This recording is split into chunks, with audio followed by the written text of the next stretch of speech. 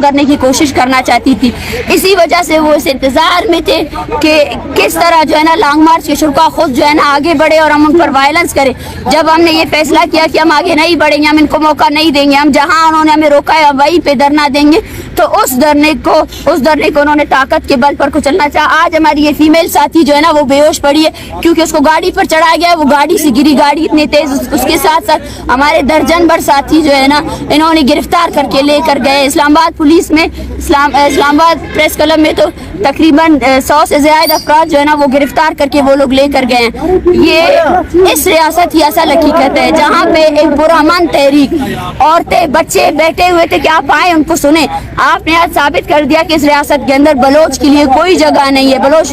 Bloch के लिए सिर्फ और सिर्फ जहाँ वो आप हमें वहाँ मार रहे हैं वही मार आप हमें यहाँ दे रहे हैं। जब यहाँ पे औरत महफूज नहीं है तो बलूचिस्तान में आप सोचे कि बलूचिस्तान के अंदर ये फाशिस्ट रियासत क्या क्या कर रही होगी। मैं इस्लामाबाद के अवाम और के जितने आवाम हैं उन सब से ये अपील करती हूँ कि हम अपने एहतजाजी धरने को इसी तरह कंटिन्यू करेंगे और आप सबसे गुजारिश यही है कि आप सब लोग आएँ और इस एहतजाजी धरने का साथ